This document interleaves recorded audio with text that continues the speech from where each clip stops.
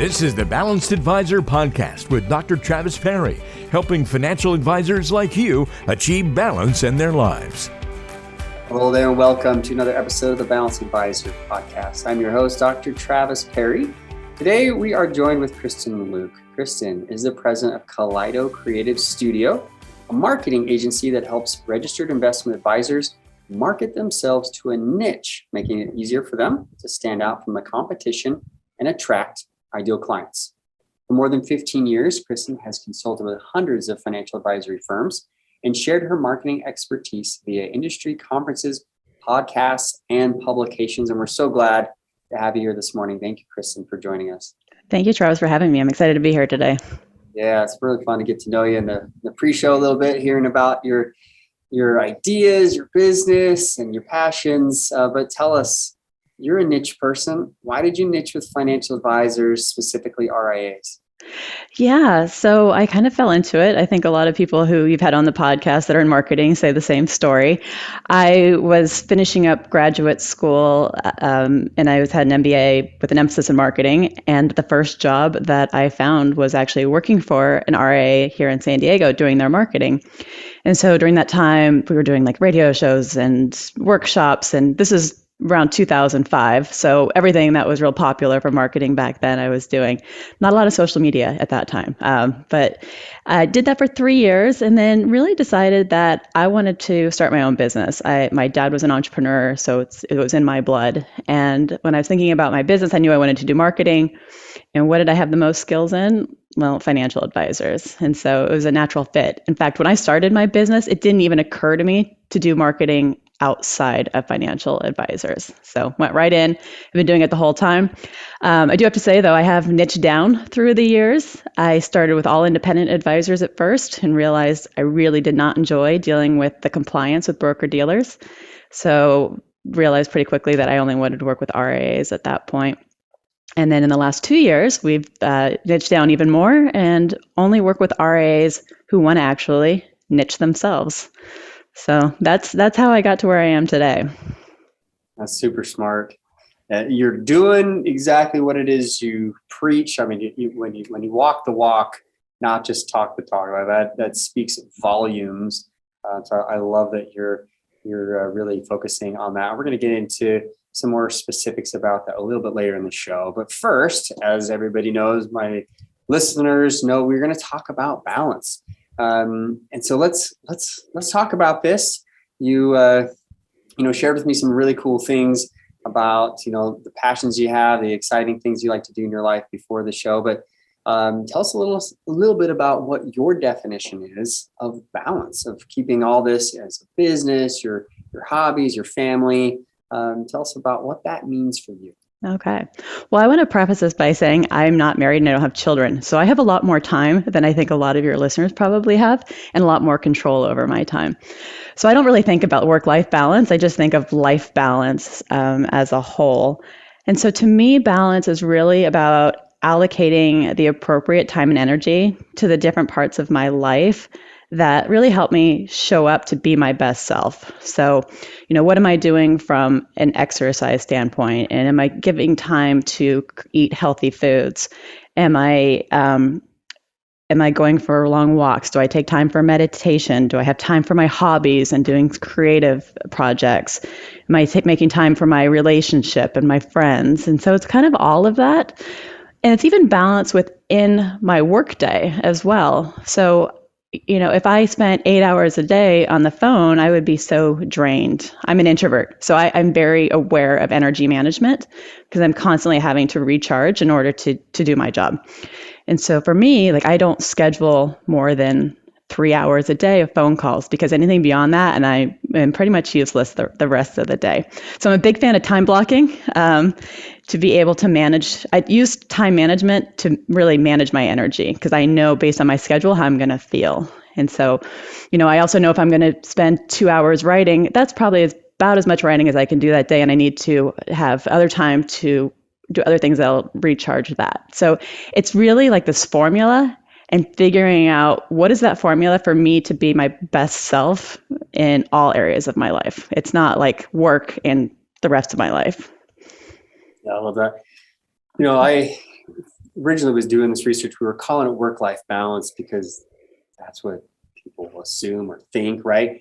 But the more I interviewed advisors and business owners and really niched with advisors, the feedback I got was quit calling it work-life balance. It's, and Derek Notman, who wrote the foreword, was calling it life-work balance. Like flip it if you're going to call it that way. I just call it balance. Life balance. Yeah. Just balance. What is your balance? Like, because it involves every area of your life, which I love it. You don't have to be married. You don't have to have children to know that, like, you still need to be a balanced individual, right?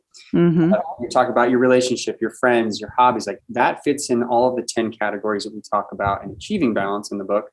And, making time for those highest priorities really is what I found that most advisors tell me that is balance. That's exactly what they feel. So you mentioned something about balance in your workday.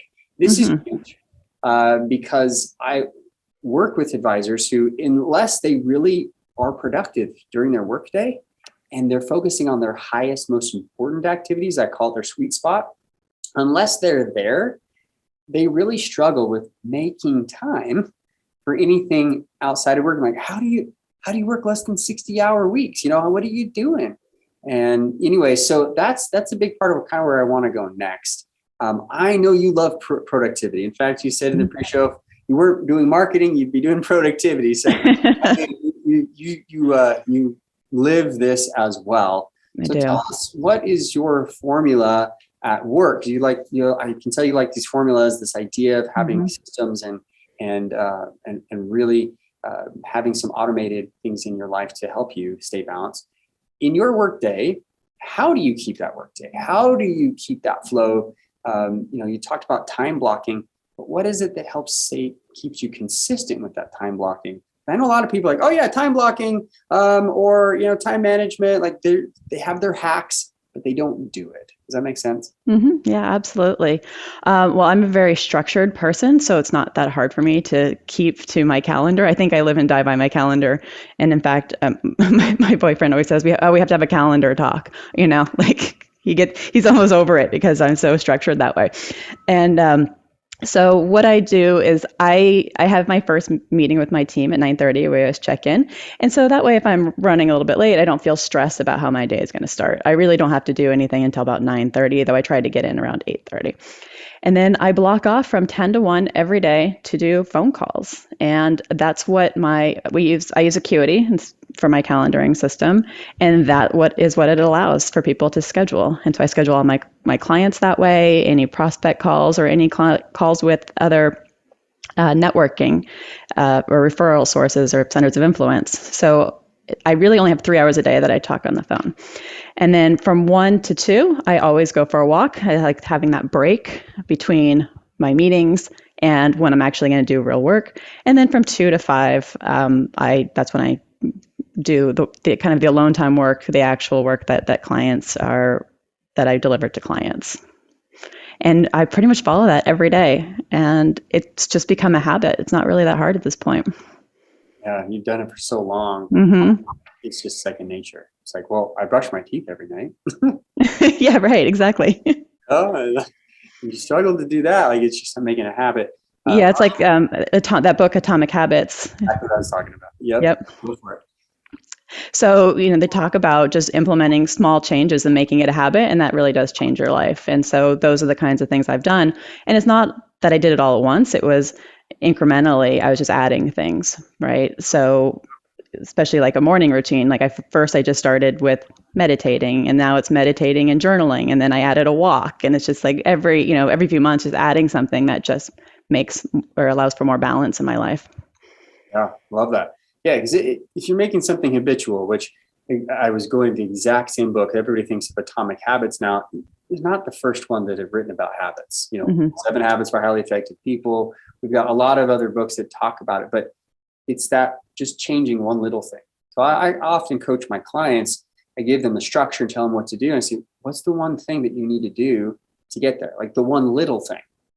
And I remember in that book, Atomic Habits, talking about, well, I want to go to the gym 5 times a week. Well, what if you just show up to the parking lot? Right. Like, start there. Get there. Mm-hmm. Walk in.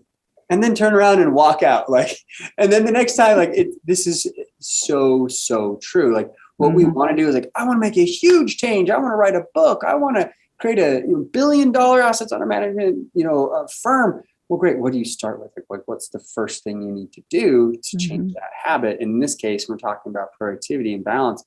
Just schedule it. Just have the schedule going. I use Calendly. I've used Acuity before. I know that just works right with my CRM and my assistant, that if needs to reschedule something, we'll go in and use the program, right? But normally, I mean, that's what we need to do is first like set those parameters. So I love that you do that. What do you think is your biggest struggle, like keeping this balance that I know you do so well at, but what do you think is your own personal struggle on this? Like what's the thing that maybe you have the biggest challenge with? I think the biggest challenge is when I overschedule myself, usually with trips, because my day is usually fine. But if I start adding in trips, then I feel this need to then open up my calendar more to be able to get more meetings in for the days that I was gone. And this month has been a total disaster for me because I scheduled 6 trips. And it's like, so I know going forward, really maybe 2 trips in a month is the most I can do and still fit everything in. So I have to be careful with that. I got a little excited. I think they call it revenge travel after COVID. Like I just decided to go on as many business trips and personal trips as I could all in May. So that was problematic. So I'm not doing that for June or July. I've been paying for it this month. Fool me once, right? Yeah, that's right. You're smart. But I've found literally just yesterday, I was being interviewed for a podcast, and we talked about this exact same topic, revenge travel. And we talked about, being careful with your travel as you're coming out, not just for health reasons or whatever, but because we have this desire. Introvert, extrovert, doesn't matter. We have a desire to relate to other people. We want to be with people. And we want to be with our people in this industry. We got spring and fall conferences, right? We typically have spring, might be some smaller retreats or marketing conferences, but the fall tends to be the big ones. And so everybody gears up. We can lose our balance really fast. One thing that you mentioned there is this idea of trying to overcompensate with time out of the office. Going to these conferences, you're working, right? You might be enjoying yourself, but you're working. Yet for whatever reason, I've seen this happen with a lot of advisors. They cram before they go, and then once they get back, it's cram catch up. So let's talk about this, because I'm not saying I'm perfect at this at all, but one of the things that I try to practice is the day before light, and the day after when I come back, nothing. It doesn't always work that way, Kristen. Like it doesn't. Like today, we're going into the Instacare because my son did something to his knee. It's throwing off our schedule, and but that's sort of important, right? Higher priority in life, help health of our child, so it's kind of messing up the schedule here because we're leaving tomorrow on a trip. We're going, and we're going to be in your neck of the woods, but. So this is super important. What has worked, do you think, for you in the past when you weren't, I guess, really excited to go on 6 trips in 1 month? I think you said what the solution is just trying to build in time where you can adapt for the fact that you're going to have to be making up for it. So usually I try not to on Fridays to schedule too much. So that way, if I need to catch up, then I can do that. I generally will not schedule anything the first day I'm back from a trip because I'm just trying to get through emails or the work that's been piling up. And so that really helps. So you just, like I said, I live and die by my calendar. You have to protect it, and you have to know that the things that you've scheduled are just as important as a phone call that someone wants to have with you. And I think people prioritize emails and phone calls over other things. And the way that I think about it is these projects that I'm working on have been strategically thought out. They have been planned for weeks, if not months. They're clearly important. And so they need to have the place, I need to put that priority over someone who just had an idea and sent me an email. Like that's not as important. And then when you think of it that way, then it's easier to protect your time to actually work on those things. So good. Echo that. I love that idea. And also something that you mentioned there, is we live and die by the calendar, but we also work with teams, right? We have assistants, and if you don't, this is one thing, if you're going to try to scale, which we're going to talk about next, can't. You just cannot replicate yourself. If you want to scale, you've got to use your team. You use your team very productively. So let's talk about that. When you're out of town, how does your team help? How do they step up to help you so that you're not too worried about things? Yeah, well, so I'm lucky because most of the communication with my clients goes through one person in my office, and because I'm not great at email, it's not the highest and best use of my time. So she's already responsible for that, so I don't have to worry about it. So usually it's just a matter of projects, and I can manage that beforehand. My team is unique in that everyone has a specific skill set that I don't have. So it's not like we're covering each other. I have a writer, I have a designer. I don't do those things. So we all have our own thing. It does make it a little challenging when people take off, but we are just very good at systems and making sure we don't have too much work going on. I think everyone on my team probably works about 35 hours a week, and they still have capacity even there because we just have the systems in place. And part of it is just because we do the same thing over and over again, right? This is going to get into scaling with a niche. When you do the same thing over and over again, it becomes really fast, really easy. You have the tools, you have the system, and so you can have a lot more capacity. So I don't really need my team to fill in for me because we've built in that capacity. And I know you talk a lot about delegating. Delegating is not actually the first place I go. The first thing I do is like, can I eliminate this altogether, or can I simplify it, or is there a system? And then if the answer is we've simplified it as much as possible, then we go to, okay, who does this get sent to? But I think people over delegate instead of thinking like, maybe this isn't even necessary. You nailed it. Wow.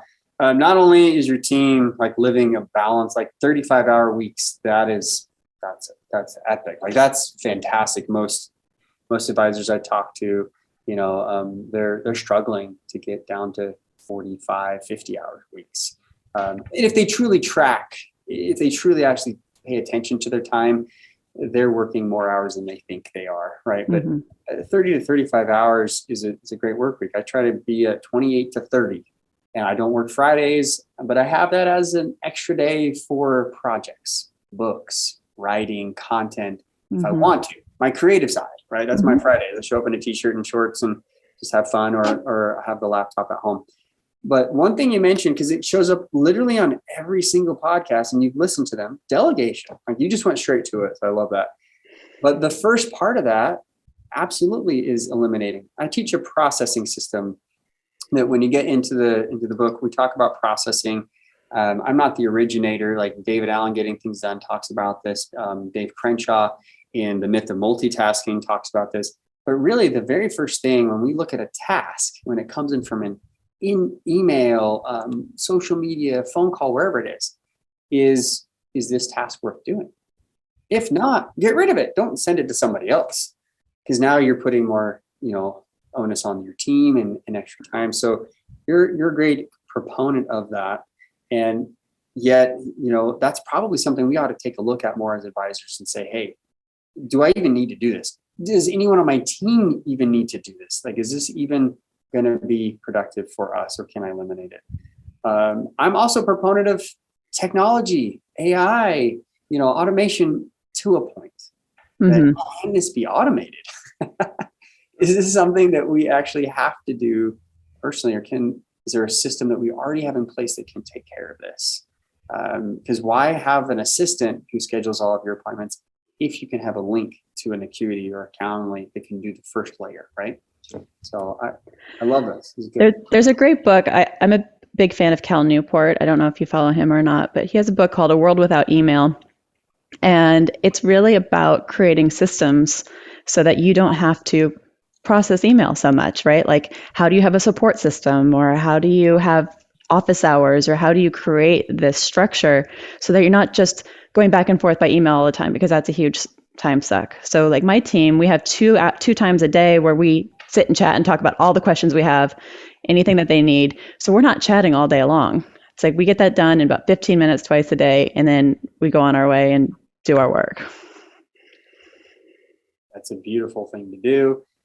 I highly recommend, we call processing, process your email once, maybe twice a day, and then check it at specific times, just like you do social media. So otherwise, you're on email all day long, you're on social media all day long, trying to market, trying to do whatever. respond to clients, and yeah, you're reacting versus being proactive. I'm glad we're on the same page. Let's talk about scaling, because this is an issue.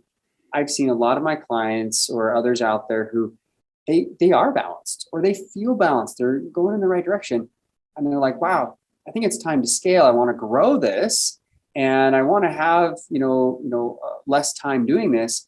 But they look at it and they go, there's no way. If I'm going to grow, if I'm going to market, it means more work. Yet I'm trying to help them understand, no, it doesn't. In fact, just a couple of days ago, we announced we're writing a new book called Balanced Growth. And if you guys haven't heard about that, go to travisperry.com. We got all the information there. But Balanced Growth is going to be our new book that is going to be talking about this direction. Now that you're balanced, how do you grow and keep your balance? I think one of the biggest issues that I find is that most advisors aren't niched. And you're the specialist on this, so we're gonna dive into this. Why is it so important for advisors to find a niche? They hear it all the time. Kitsis preaches it. I know you were on that show, I think, too. And I help advisors once they figure out their niche to market it, do better, and really not lose the balance they already have. So let's talk about that. How do advisors find a niche? Yeah. Before we go into that, I do think it's interesting that advisors want to grow, and grow what? Grow employees, grow clients, grow revenue, grow profit. That should be the first question, because growth for growth's sake is not necessarily healthy. I mean, I can tell you when I started my business, I did really well in the beginning and ended up bringing in a ton of revenue, but I had a ton of employees and no time, and I was making no money, and I was miserable.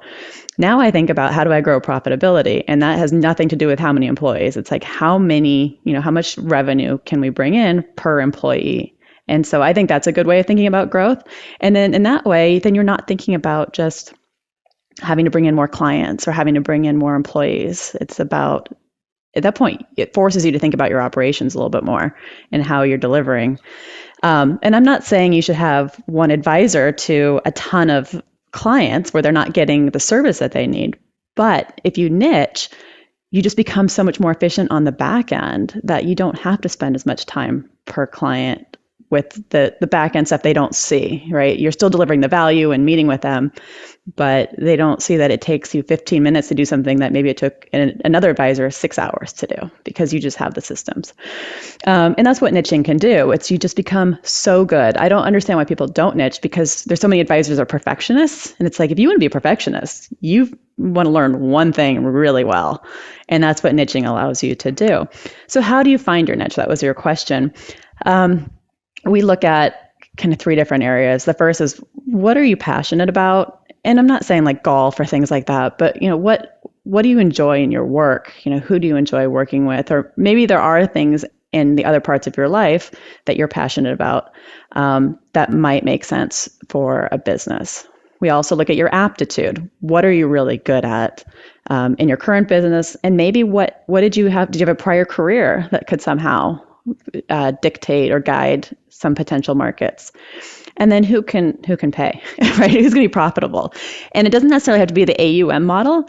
Maybe you have to be a little creative. So one area I see is there's a lot of high income people that don't have a lot of assets, and they're really good clients, but they're not going to work under the AUM model. So you have to figure something else out. So if you can find an overlap between your passion, your aptitude, and profitability, that's going to be a good niche for you. And then even when you find that, you probably have to niche down a little bit more.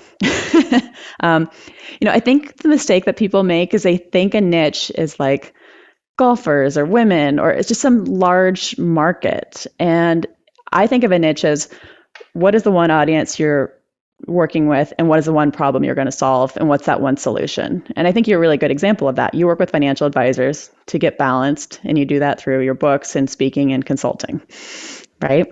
So that's a niche. It's not just women, No,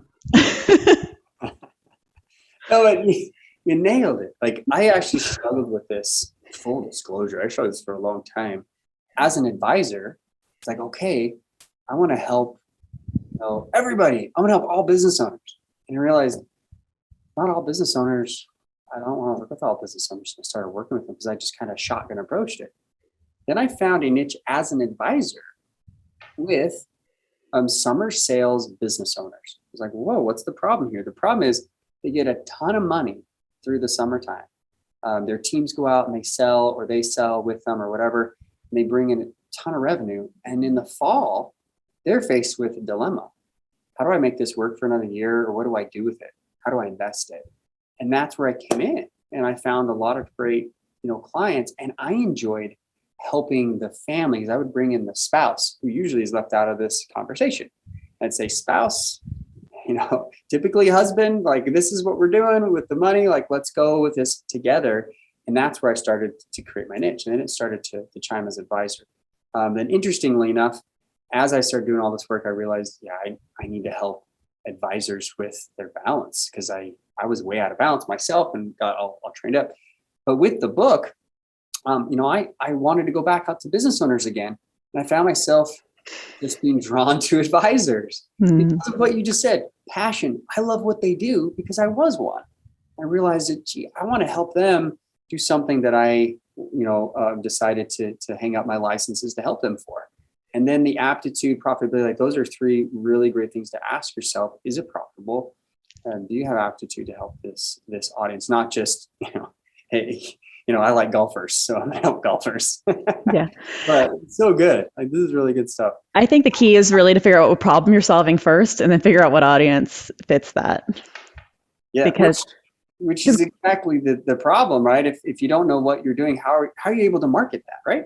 Yeah, that's why I don't think golfers is a good niche. I think it's a good focus for relationship marketing. Like, this is where I'm going to spend all my time, but it's not a niche, because golfers could be 25 years old. They can be 65 years old. They don't have the same problem. So if you really want to be efficient in your business, you want to solve one problem, because then you can create all of your systems around that. You have one message about that. I always talk about, Dave Ramsey is great at messaging, because he just talks about, getting out of debt. Right? When you have one simple message, your marketing just spreads, right? Like, you just talk about balance, and I'm just talking about niche. That's all people know you for. They don't need to know about everything else that you do. Like, one message is what people remember. So if you can be simple, your marketing gets a lot easier, because you're only saying one thing. You're not saying, hey, I do retirement planning, and then I do legacy planning, and then we do education planning. You say, hey, we help women get a fair share in their divorce, make sure that they're getting what's fair. So something like that, and that's the same message you promote everywhere. That's so much more powerful. People remember that. You can market it better. People refer easier. So it's just if people want to work less, niching is the way to go. Love this. Yeah, you're right. Dave Ramsey is an excellent promoter of that message, right? Mm-hmm. And solving that one problem. What he's also good at doing is, the debt free scream, right? He has people on the show like, hey, let's scream, let's tell us your story, do the debt free scream, and it's exhilarating and it's kind of fun to listen to. But what I've noticed about that is there's a transformation that happens. Mm-hmm. Clients, if you want to build scale and you want to market to scale to this niche, there needs to be a transformation. This morning, I was on LinkedIn and I saw one CEO shout out to another CEO who had this physical transformation. He had a dad bod picture on one side, and he had a ripped dude picture on the other side. And he credited the whole thing to tonal. This side mounted machine, which I use. It's very intuitive, very intuitive. And he's basically promoting that, but he had a transformational message. So solve a problem, but how does that bring transformation? As right. You're helping advisors market to their niche, how does having that niche help them with the transformation piece? It seems like those are combined. Yeah, I think what I find is when most advisors come to me and I say, what outcome do your clients have when working with you? They say, oh, they feel organized or they feel confident. But it's really important when you get to a niche, you can say hey, they're going from here to here, right? That is that transformation. So you can go from, let's say you're the market's single women. You can go from having total fear that if something happens to you, you're the only one responsible for yourself, to knowing that no matter what happens to you, you're set, like the worst could happen and you're going to be financially secure. Like, and feeling that confidence is really this transformation. But being that specific about it, not just saying, hey, you'll have peace of mind or you'll feel confident, but saying, hey, you're going to be in a place where you can take care of yourself in old age, right? Like when you're that specific, it resonates with people, and then they want to work with you because they're going to hear the same generic message from everybody else. And so if they're comparing you against everyone else, then they're like, oh, that sounds mostly like what I need. Because most financial advisors sound the same, and prospects aren't really qualified to evaluate them. I mean, how are they going to? They don't have experience working with a lot of advisors to know which one's better than the other. So if you can be the one person who can solve their specific problem, they're going to choose you. Love that. Yeah, this is what I see literally all the time on social media, is just sort of blanket reposting of statements that really go to no one. It's just everyone. Mm-hmm. Marketing messages are really bad. What else would you say like financial advisors struggle with that you could point out? And actually, while you're thinking about that, another thought occurred as you said earlier about perfectionists. I think that a lot of advisors do struggle with that perfection mentality of like, I've got to do this right before I create anything. It's got to be all created perfectly before I jump out and do this. But it's probably hurting their marketing as well, as they're trying to find a niche. They're trying to scale because they really want to nail it down. But getting a niche can really help them fulfill that need of, I need to be perfect. Well, be perfect for this specific audience. Mm-hmm. So anyway, what are your thoughts on that? Yeah, I mean, I think the thing that they struggle with is just doing too many things for too many people. And I made this mistake in my business too. Even though I was in a niche with financial advisors, I wasn't really solving one problem other than they just needed help marketing, right? Like they just needed to get in front of more people. Where now it's like the problem I'm solving is that all financial advisors sound the same. And if they want to stand out and be like what I'm calling uncomparable, then they need to niche. And that's what we help them with. We help them become uncomparable. And so, they do too many things for too many people, and they have to have the staff for that. And they don't have their processes are not necessarily meant for every single situation. And what I was saying with my business is the way we would work, and we still have clients under this where they have an idea and now we have to go research it and figure out how to do it. And that is really time consuming. And the first time we're doing it, we're not going to be that great at it, right? But now it's like we've done niches over and over again. Like we're really good at it. We pretty much can guarantee success. And it takes us very little time. I mean, we don't even want to tell people how little time it actually takes us to transform advisors. It's insane. But because we have spent all this time perfecting this system, and you can just, for me and for other advisors, you just put all your energy in just making your process perfect, but you have to make it smaller to be able to do that, or simplify it, I should say. And I had a business coach who told me that the first thing she said to me is, you do too many things for what you're doing. You need to just simplify. And I think that's really important. And just be the best at that. And people are willing to pay more. I know advisors all have the same pricing, but if you're putting in financial planning fees and things like that, people are willing to pay more for expertise. I mean, if you think about a generalist doctor versus a heart surgeon, right? You're going to pay more for a heart surgeon, and they just do one thing. So where the generalist knows, or general practitioner, they know a lot about a lot of different things, but it's not valued as much. Yeah. Well, in the medical model, as we compare that, I mean, we tend to try to look at the weaknesses and strengths. And I agree with you. Like when you become a specialist, you can absolutely charge more because people are willing to. The market will bear it because they see and they want that advice because no one else has that advice. I've seen an advisor recently. I can't remember who it is who he focuses on railroad engineers. Mm-hmm. Very specifically targets this niche who are preparing for retirement. Like very, very, very specific. And I thought, it's brilliant. It's genius. Like I don't know no other advisor. But I can think of him. I can probably find and search him because I know who he is. Yeah.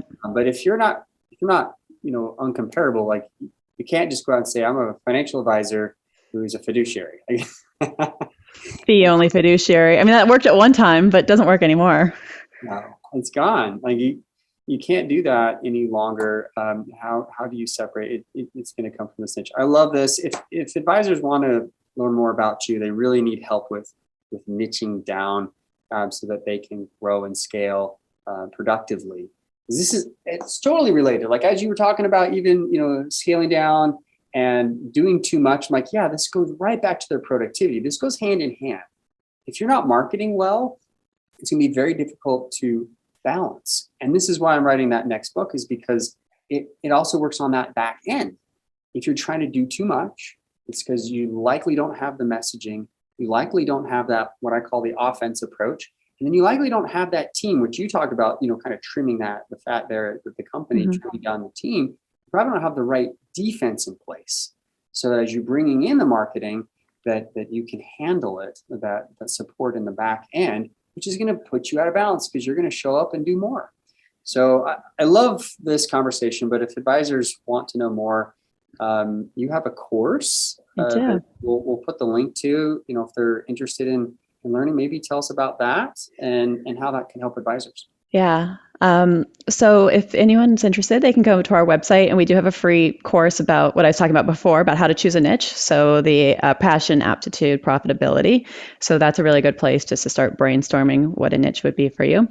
And then we offer a program. It takes somewhere between 8 and 12 weeks, depending on the advisor, to really launch into a niche. And so we work with firms, small boutique RAs that want to go all in. We work with a lot of larger RAs that have individual advisors who want a niche because they just need direction on their own individual marketing. And we work with, solo practitioners. So it really is I don't want to say it's for anyone. It's anyone who wants to focus on a niche. It doesn't have to be the whole firm necessarily, as long as there's someone who's dedicated to, that's what their whole focus is going to be. And for people who don't like to market, I think the best way is to niche, because it does take about 3 years to get known. I've heard Michael Kitces say that. I've heard Stephanie Bogan say that. That has been my experience too. But after those 3 years, the prospects just come in because you're already known and you don't have to do as much marketing. So it's great for people who don't like to market, because you just have to do a little bit for a few years and then you're in good shape. So anyway, best way to reach out is definitely going to the website. I funnel everyone through there. So kaleidocreative.com. We'll have the link below. Thank you so much for your time, for your energy, and for what you're doing for this industry, because we're really helping advisors in different ways get to that same spot, achieve their balance. Thank you, listeners. If you like this, share this, comment, subscribe. You know what to do, and pay attention for our next episode that is coming out every week. We are really excited about what we've done with this podcast. We recently just found out that we're one of the top 25 advisor podcasts in the nation. Thank you to FeedStack. So that was pretty cool. So thank you for making this what it is. For being so involved. Reach out to Kristen if you need that help with niching. And again, thank you for being on the show. Thanks, Travis. I really enjoyed it.